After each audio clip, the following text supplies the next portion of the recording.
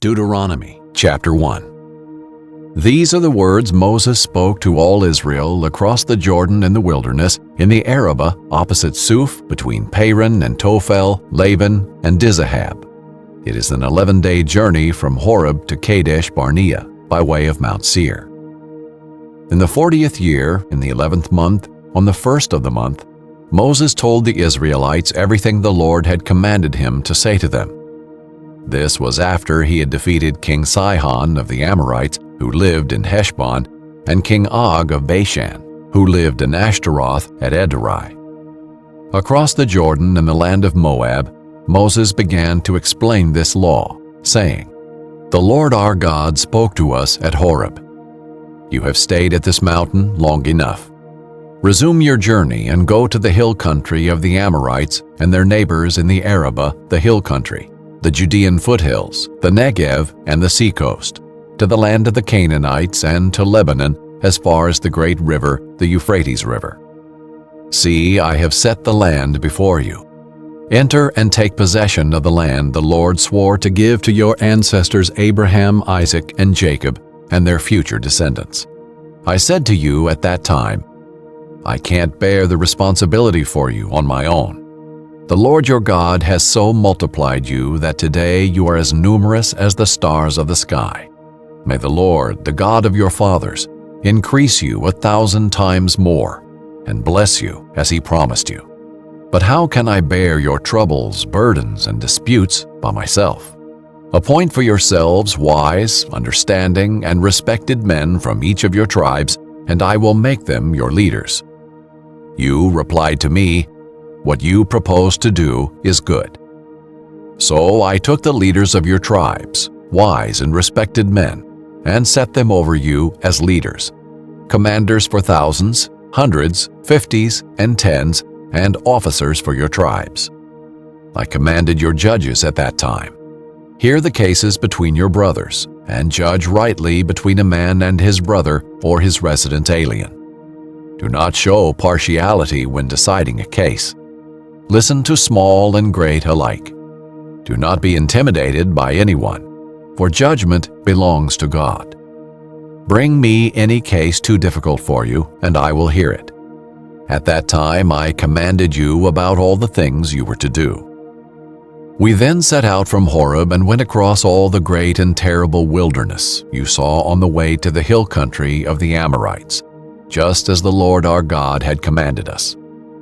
When we reached Kadesh Barnea, I said to you, "You have reached the hill country of the Amorites, which the Lord our God is giving us. See, the Lord your God has set the land before you. Go up and take possession of it, as the Lord, the God of your ancestors, has told you. Do not be afraid or discouraged." Then all of you approached me and said, "Let's send men ahead of us, so that they may explore the land for us, and bring us back a report about the route we should go up and the cities we will come to." The plan seemed good to me, so I selected 12 men from among you, 1 man for each tribe. They left and went up into the hill country and came to the Eshcol Valley, scouting the land. They took some of the fruit from the land in their hands, carried it down to us, and brought us back a report. The land the Lord our God is giving us is good. But you were not willing to go up. You rebelled against the command of the Lord your God. You grumbled in your tents and said, "The Lord brought us out of the land of Egypt to hand us over to the Amorites in order to destroy us, because he hates us. Where can we go? Our brothers have made us lose heart, saying, 'The people are larger and taller than we are. The cities are large, fortified to the heavens.' We also saw the descendants of the Anakim there. So I said to you, don't be terrified or afraid of them. The Lord your God who goes before you will fight for you, just as you saw him do for you in Egypt.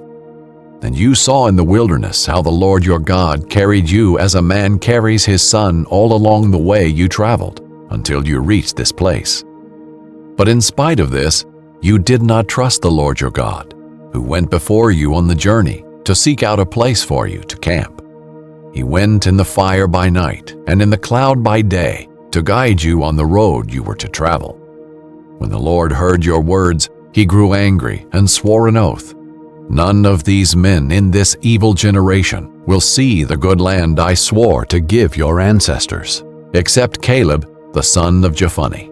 He will see it, and I will give him and his descendants the land on which he has set foot, because he remained loyal to the Lord. The Lord was angry with me also because of you, and said, "You will not enter there either. Joshua son of Nun, who attends you, will enter it. Encourage him, for he will enable Israel to inherit it. Your children, who you said would be plunder, your sons who don't yet know good from evil, will enter there. I will give them the land, and they will take possession of it. But you are to turn back and head for the wilderness by way of the Red Sea."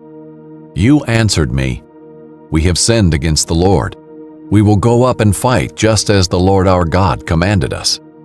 Then each of you put on his weapons of war and thought it would be easy to go up into the hill country. But the Lord said to me, "Tell them, don't go up and fight, for I am not with you to keep you from being defeated by your enemies." So I spoke to you, but you didn't listen. You rebelled against the Lord's command and defiantly went up into the hill country.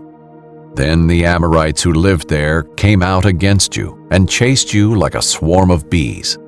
They routed you from Seir as far as Harmah. When you returned, you wept before the Lord.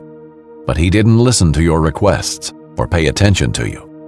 For this reason you stayed in Kadesh as long as you did.